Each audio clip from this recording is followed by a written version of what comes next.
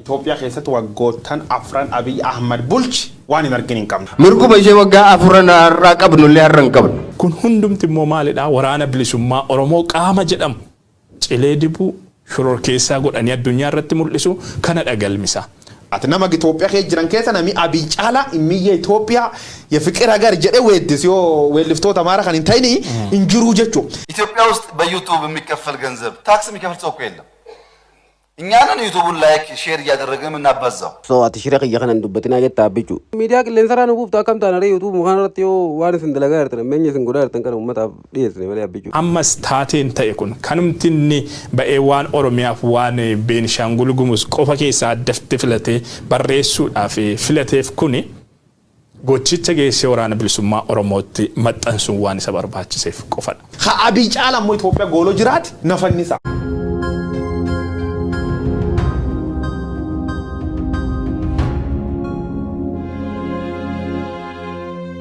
Qaamman irratti gubanii haala kanaan abbaan keenya boo'icha kana keessa jira. Hagube qaama mootummaatii jee uummanni sirnaan gabbeemaa jira. Takkaa'uu shaneedha qallabdanii takkaa'uu isin shaneedha takkaa'uu ilmaan keessantu gartee waraana bilisummaa Oromoo keessa jira jechuudha. Haala kanaan maatii Oromoodha manneen irraa gubaa jiran. Saboo Oromoon tun hanguma yoomteessee boochi. Ajjeechaa suukanneessaa viidiyoodhaan waraabame kan Walloo keessatti waraanni Tigraay gad dhiyaatee ture sanitti zamachaa Minilikii jalqabe kan mootummaan Itoophiyaadhaa jalqabsiise haala garaa nama gubuun ilmaan Oromoodhaa makiinaa gubbaa gabbuusanii yookaan konkolaataa irraa gabbuusuudhaan akka horiitti tumaa odoo uummanni arguu viidiyoo waraabanii ilmaan Oromoo isintu waraana Tigraay kana akka gasseenu isintu gargaare isintu nyaachise. Isintu hulaa galaabane jechuudhaan ummata humaa hin beekne miskiina haala isin viidiyoo irratti agartan saniin artistoonni magaalaa Finfinnee irraa imalaa turan zamachaa miliksaniif ajjeechaa haala sanii kan raawwatan ajjeechaan sun viidiyoodhaan bahee isaan saaxilaan garuu ajjeechaa kana dhossuudhaaf jecha zamachaa biraatiin ilmaan Oromooti kan Wallaga keessatti lafarraa akkas fixan. Kan fixe eenyu qaamuma isaaniiti. Kana maaliif godhan wanta kanaan dhossuudhaaf shira isaanii kanaan dhossuudhaaf shirri kun akka haguugamu barbaadanii kana godhan jechuudha. Ammas wanni isaan jechaa jiran kana gubbaan ilmaan Oromootii miti Oromootu akkanatti shaneetu haala kanaan Amaara fixee waan jedhu gartee oofaa jiran kabajamtoota dhaggeeffattoota keenya. Hundumaafuu ajjeechaa obboleessa qondaala adda bilisummaa Oromoo ta'e irratti raawwate ilaalchisuudhaan adda bilisummaa Oromoo ABO'n ibsa baaseetiin jira. Ajjeechaan hidhattoota mootummaa sirna PP'tiin hoogganamuudhaan maatii qondaaltotaatii fi miseensota ABO irratti addatti raawwataa jiru dhaabbatuudha qaba jechuudhaan adda bilisummaa Oromoo ABO'n ibsa baaseetiin jira. Ibsi adda bilisummaa Oromoo ABO caamsaa 20 bara 2022 bahe kun sirni mootummaa Dr. Abiy Ahmadiin hoogganamuun erga aangootti dhufee ajjeechaan lammiilee Oromiyaa irratti gaggeeffamaa jiruun daran suukanneessaa ta'uu isaa yeroo garagaraatti ibsa isaanii kanaan balaaleffataa kan ture ABO'n har'as bifuma wal fakkaatuun irra deebiidhaan yaadachiiseetiin jira. Oromiyaa lixaa godina Wallagga Bahaa magaalaa Naqamteetti dargaggoo Naa'ol Beenyaa obboleessa qondaalaa ABO Lammii Beenyaa hidhattoota mootummaatiin caamsa 17 bara 2022 ajjeefameetiin jira. Erga ajjeefamee booda reeffi isaa hospitaala Naqamtee keessatti argamee reeffa ammoo akka maatiin hin fudhanne dhoorgachuullee maatiin isaanii himataatiin jiru. Gochaan wal fakkaatan Oromiyaa guutuu keessatti maatii miseensota keenyaa irratti addatti xiyyeeffatamee raawwataa jiraachuu odeessi caasaalee godinaalee Oromiyaa irraa argannullee ni foomsa. Gama keenyaan gochaan kun daran yaaddessaa ta'uu ni hubanna. Addi bilisummaa Oromoo ajjeechaan addatti maatii miseensotaa fi qondaaltota dhaaba keenyaa irratti xiyyeeffatee gaggeeffamaa jiru akka dhaabatu cimseeti akeekkachiisa. Injifannoon uummata bal'aadhaaf adda bilisummaa Oromoo caamsa 20 bara 2022 Finfinnee. Biltiginnaani gochi tokko asiin olool miidiyaa gootu yookaan isiin ajanda godhattu yoo bu'aa siyaasaa keessa qabaate bu'aan siyaasaa isiin marka qabdu diinii warra guddaan biila farjiru bila farjir seexana illee caala warraafamma diini warra guddaa waraan bilisummaa Oromooti jechuudha. Waraan bilisummaa Oromoo maqaa balleessu xureessu barbadeessu jechoot jedhan kar deddeebiin mootummaan dubbataanti gati dhabe torban darbaan kan bal'imni irra dubbachaa turre waraanni bilisummaa Oromoo barbadaa burkutaa dhabamsiifne qileeseen injiru maani asaan kun asaamee adosiin dhaadachuu jirtu ado bilisiginnaan deddeebitee uummata biyyatti soba baratee wosh godhuu jirtu haleellaan kun muudatee jechuudha. So jechalee jedhan taaniin qaabatanii uumatii maal jedhanii wal taazzabuuleen hin jirti miti uummati kun diqqoo akkanuma taa'ee nu taazzaballe waan jedhaniin qabanii shift godhanii warrum kalee barbadeessan kaan himachuuf duubatti hin deebi'anii soo sabab kan sadeeniif ajandaa ta'ee jira lamiileen qulqulluun dhumuu namuu waan baay'ee nam gaddisiisaati. Gambeellaatti haleellaan raawwatamu ukkaanfameeti kan inni hafu wallootti haleellaan raawwatamu ukkaanfameeti kan inni hafu dhaabbilee barnoota naannoo Amaaraa keessatti haleellaan raawwatamu ukkaanfameeti kan inni hafu bakka garaagaraatti dhalattoota Oromoo fi dhalattoota tarii Tigreen illee amma tokko sagalee iyyuu qabdi jedheetanii yaada diyaaspooraan isaanis jabaa ta'uudhaan wal qabatee darbee immoo hariiroo dippiloomaasii jabaas uummatanii waan jiraniif hawaasa alaa kana wajjiniin hariiroo uummataniis waan jiraniif miidiyaaleettis dhihoo jiru kallattii garaagaraatiin kan isaaniin dhaga'ama yoo haga tokko garuu kan dhalattoota Oromoo kan dhalattoota Gumuzii biyya sana keessatti ukkaanfameeti kan inni hafu akkuma ati jette paarlaamaan filateeti kan boo'u ministeerri muummee filateeti kan inni boo'u amma kan dubbiidhuma sila kaase ilaaluun gaadha jedhee tayyaan. Gambeela keessatti haleellaa suukanneessaan kana fakkaatu raawwatame. Walloo keessatti dhalli namaa konkolaataarraa harcaafamee akka baalaa haxaama bakka oolutti viidiyoowwan suukanneessuun akkasii ragaadhaan deeggaramanii bakka ba'anii jiranitti haleellaa suurri tokko gadi hin baaneef gadi ba'ee dubbachuudha kan inni filatee jiru. Egaa kan Gambeelaa kana amma kun kan Walloo sanadha. Yeroo sana gabaasnee turre yeroo haleellaan sun raawwatame namoonni tokko yeroo isaan OMN komatan argeetan ture OMN garuu dhimma kana bal'inaan gabaasee ture haleellaa intaleetti raawwatamedha Walloo aanaa Artummaa Fursii keessatti jechuudha. Bifa kanaanidha kan isaan duguugaa turan yeroo sana tibbana ammoo viidiyoodhaan deeggarameeti kan inni ba'e. Inni kun kan haati kun irraa mul'attu haati daa'imman sadii irraa qabamtee ajjeefamuun ishee irraa himamu kun immoo Gambeellaattidha. Akka kanaan bifa kanaan dargaggoonni daandii irra afamaniiti kan isaan mul'atan reenfi isaanii. Haleellawwan kunniin sagalee hin qabanii isaan kanaaf qaamni boo'u paarlaamaan dubbatu hin jiru qondaalli dubbatu hin jiru. Mootummaa naannoo Oromiyaas jedhi mootummaa federaalaas jedhi kan isaan irraa dubbatan gaafa haleellaan saba biraa irratti raawwatameera yookaan saba Amaaraa irratti raawwatameera jedhamudha kan isaan ba'anii haasa'an. FMiiwwan biyya sanaa kan isaan haasa'an gaafa Amaarri ajjeefameera jedhamudha. Eenyuyyuu du'uu qaba jennee yaannu lammii nagaa nama nagaa hamma ta'ee jirutti namni nagaan kamiyyuu du'uu qaba jennee hin amannu nuti. Garuu inni akkas filatanii boo'an kun gaafa Oromoon du'u yookaan gaafa Gumuz du'u callistee gaafa Amaaratu du'e jedhamu inni itti baatee wawwaattu kun hammam taajjabbii keessallee waan nama buusudha jarri kun warra safuus qaanis beekanis miti malee jechuudha. Egaa lakkoofsi namoota haleellaa Wallagga Lixaa aanaa Gimbiitti raawwatameen dhume jedhamanii odeeffamaa jiru kan miidiyaaleen odeessaa jiran haga 200 haga 300 ni ga'a maaliin akka isaan qulqulleeffatan xiqqoo rakkisaadha beektaa. Ulaan quunnamtii tokko hin jiru naannoo sana. Bilbilaan adda baasuun rakkisaadha intarneetiin tasumaa hin jiru ture ergarraa cufame bakka ulaan quunnamtii hundumtuu cufamee jirutti haleellaa kana eenyutu raawwate akkamiin raawwatame nama meeqatu dhume waan jedhu adda baaste tokko lamaan akka miidiyaatti gabaasuudhaaf baay'ee rakkataa ta'uti miidiyaaleen gabaasuu irratti kan isaan argamanii haga 200 haga 300 sanaa oliitti iyyuu kan himan jiru eenyu baaldaraasii kan haga 1,000 kan himachuu irratti argamu immoo. Egaa hojii miidiyaalee isaanumaa fi dhiifna lakkoofsi dabaluu sirrisuus ni danda'a. Akkuma jalqaba jenne eenyutu gocha kana raawwate eenyutu karoora eenyutiin raawwatame wanti jedhu kun qorannoo itti fufiinsaa kan barbaadu ta'us lammiileen nagaa Wallagga Lixaa aanaa Gimbii keessatti ajjeefamuun isaanii hin haalamu qaama kamiin iyyuu haa raawwatu.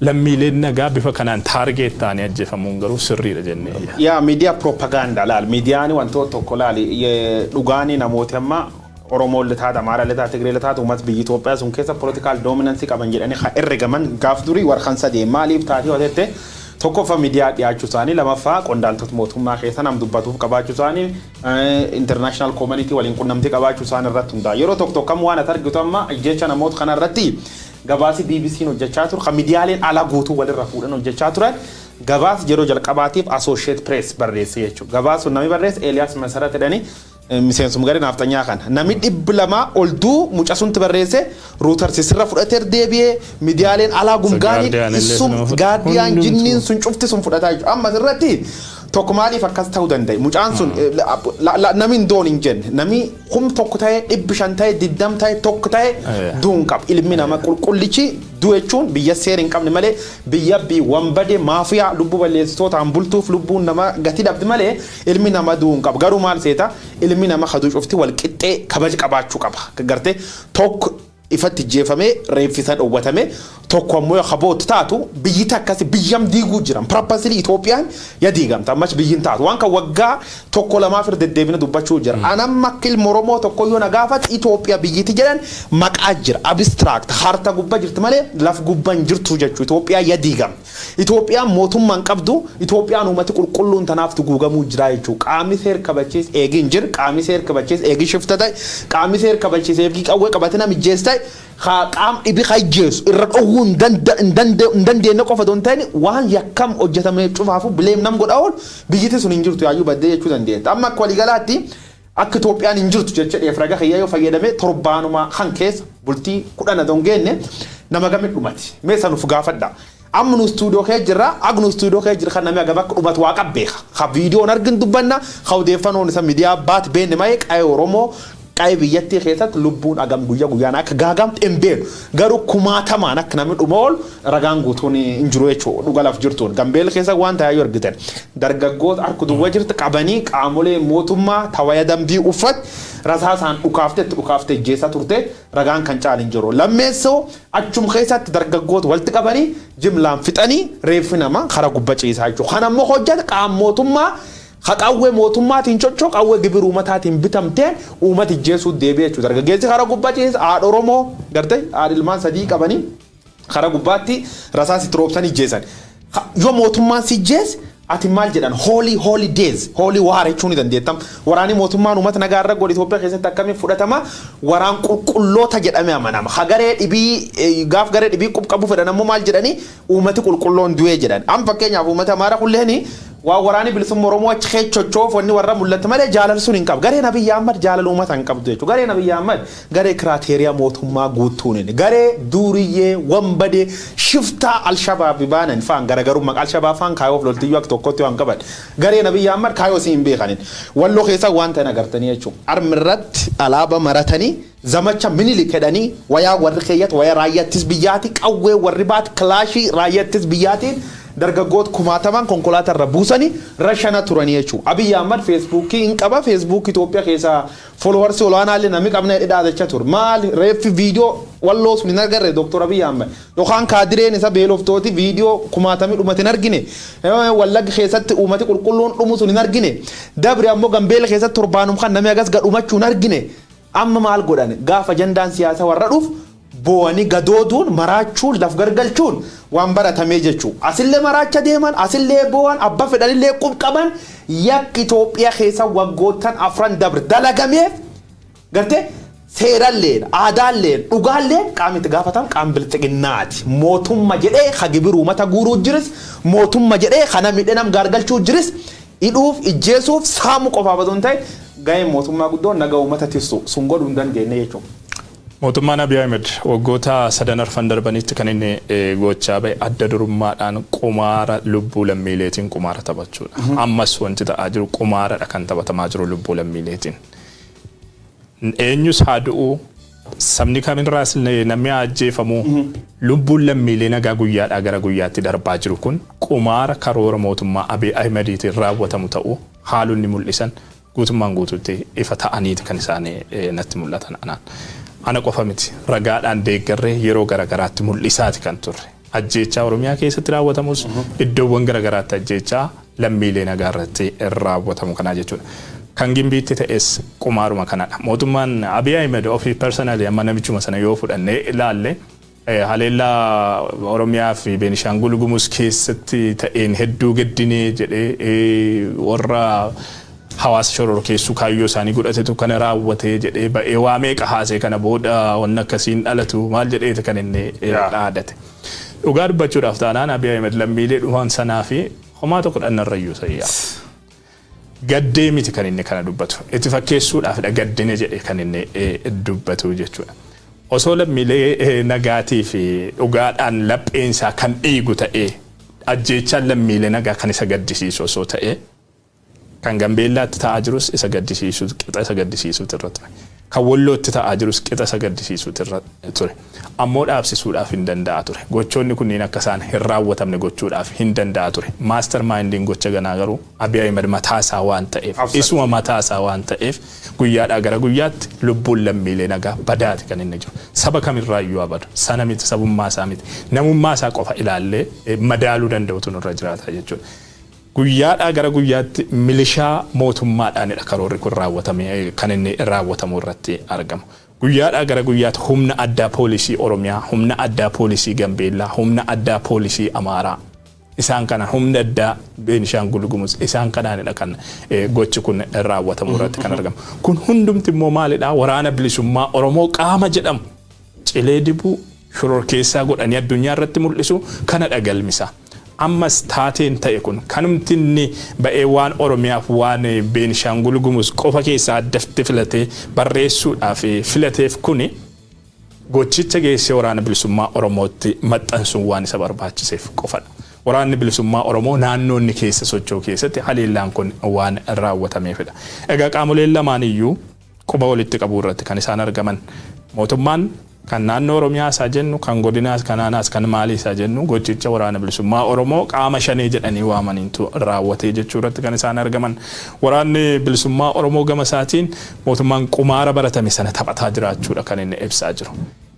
An kaayyoon hundaa'eef lammiilee nagaa sababa garaagaraatiin dararaa isaan mudate irraa ittisuuf malee an lammiilee nagaa duguuguudhaaf kaayyoos karoora siin qabu jechuudha. Waraanni bilisummaa Oromoo kan inni deebii kenne.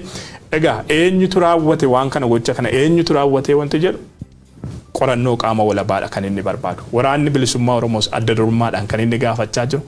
Qaamni walabaan ajjeechaa biyyattii keessatti ta'aa jiru kana golee Oromiyaa keessatti ta'aa jiru kana kutaalee biyyattii biroo keessatti ta'aa jiru kana qaamni walabaan akka seene qoratuuf hayyamamuu fi qabaa waan jedhudha. Kun yeroo ta'u garuu hin argine. Mootummaan yeroo hunda qaama walabaa garee jedhametti akka karra cufettidha kan inni jiru. Ammas karri isaa banaa miti. Dhugaa lafa sanatti ta'ellee baasanii ibsuun kan inni rakkisaa ta'u tokkoffaa ulaan quunnamtii cufamee jiraatu lammata qaamni walabaa akka seeneen qoranne taasifamuu isaatiin. Maal seetaa yoo akka waliigalaatti Itoophiyaa keessatti waggoottan afran Abiy Ahmed bulchi waan hin argine hin qabnu yeroo dur deddeebine dubbachaa turre waan Sooriyaa biyyoottan Afrikaa fudhan waan Sooriyaa keessatti Sooriyaa waggaa 10 wal lolanii waan Sooriyaa keessatti argine hin dhagayin argine waan Liibiyaa keessatti argine hin dhagayin argine waggoottan 10 fudhata waraanee kun waan Yemen keessatti argine hin dhagayin kun cuftu waggaa 10 oliif deemu waan Soomaaliyaa ganna 10f mootummaa malee bulti keessatti argine hin dhagayin argine jechuudha. Fakkeenyi kaasuu danda'a mootummaan maqaa mootummaa qabu Foolis mootummaa jedhanii regam dargaggeessa banidhaati baasee rashane viidiyoo nu agarsiisa. Ilmi nama jiraat adonni oowu adonni iyyuu adonni kadhatu ibiddi keekkaanii gubanii jiran. Abbootiin gadaa jimlaan obbaatee jirti. Dargaggooti hedduun yookaan namooti bebeekamoon akka biitanaatti akka ilaatti ilaalaman.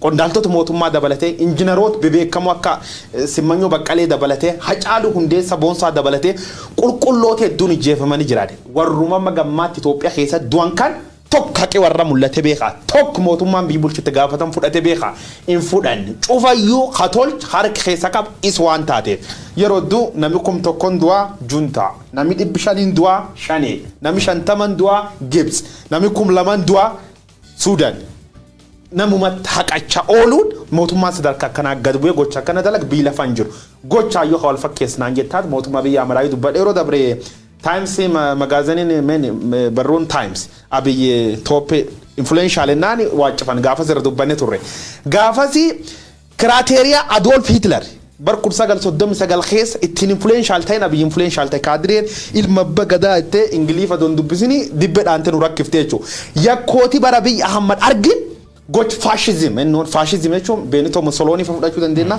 Adolf Hitler fa fudhachuu dandeenya uji fascisti dalagaa jira jechuudha sirni fascisti amali isaa keessatti yookaan mootummaan fascisti amali isaa keessatti blame yeroo kamillee qaam biraa qubqabu qaam biraa itti gaafatama godhu yeroo tokko tokkotti ajaa'iba sijjeesa ati maatiin tante jalqaba irratti maatii tante namitti fachuu qabsi daa'imni kan kedi qayyaan beelaan man kan keessatti beelaan fakkeenya adwaanan hin kennineef ture beelaan dudanda yoonni dukaanat gad baate mootummaa biyyatti itti beessee damoos gaanaan kaffaliniif daa'imni beelaan du'achuu hin dandeessu atleast lubbuu isaa oolchuuf yaalii godhuu qabda abbaansi yookaan haadhaman kan keetitti itti gaafatama malee gad baate daa'im kan kee hawannee dheef ati gad baate qaam biraa qabu hin dandeessu lubbuu qulqulloota guyyaa guyyaan galaafatama ooltuuf biyya ammatti irdeddeebiin shanee junta jinni galamale an abba fedhonniyaam akkil moromoo tokkoot akka seerii jedhutti akka dhugaan jettutti akka aadaan jettutti qaama Abiy Ahmed bilis godhin jiru Abiy Ahmed ijjeechaan nama ta'u dubbatoomu ittiin fakkaatu maaliif Abiy Ahmed achi mootummaa addunyaa bira tufame mootummaa addunyaa bira jibbame goch faashisti ta'uu isaa addunyaan argite irra baqatti gabaas warri babarreeffata laale gabaas wagga dabre gaazexaan hin beekam tokkollee waan Itoophiyaa dubbannaan walirra fuudhan faanaan faan oobeen faan maal seeta nami crisis hamtu keesseen maal godhan wamdi qayyoo argat sifeeffataa jechuu amma mootummaan sadarka kana kufuu maalta ammaana carra biraan qabu kun sadarka mariitti midhaafata Abiy Ahmed faan addunyaan nu jibbite jirti yakkama ta'uu kenname duuqubnu qabu jira angorra khaaneenaan accountability jira itti gaafatamuu dandeenya man murtii akka idil addunyaan dhaabuu danda'an kanaafuu ag jirru halkan tokko bulchuu dandeenya guyyaa lama bulchuu dandeenya guyyaa sadii bulchuu dandeenya ijjeecha gubaa barbadeessa biyyatti jeeqa biyyatti hin qeleseente maani dhimmirran qabdu wato kusitti madagay nami Abiy Ahmed nami caala Itoophiyaa faarsa gamma injirna fakkaata nama Itoophiyaa kee jiran keessa nami Abiy caala immiya Itoophiyaa ya fikira agar jedhe weeddis yoo weelliftoota maara kan hin ta'ini injiruu jechuu ha Abiy caala immoo Itoophiyaa gooloo jiraati nafannisa yoo nami Abiy caala Itoophiyaa goolbisuun kee jiraati injiruu jechuu mootummaan bii tokko biyyiti at jaalata biyyachuun bitta Itoophiyaa harta gubba jirta don ta'e tokkuumata lammeessoon mootummaa sadeessoon territory afreessoon sovereignty birmadummaa biyyaa haan recognition beekamtiin addunyaa bira qabu biyyiti uumati si guyyaa guyyaan nami 500 1,200 qalama oolu ha viidiyoon bahatu hamma bulchaan biyyattii gad ba'ee green legacy jedhe biqiltuu dhaabee footoo qaba televiziiniin biyyattii biqiltuu leejjiftu itti gaafatamaan qonnaan jira namichi qonna biqiltuu kadhaa buuti hojii isaati man barnoota deemte ijoollee xiqqoo dhungatte footoo ka'uun waajjirri qonna hojjetu you are prime minister hojii sama hojjenna Abiy Ahmed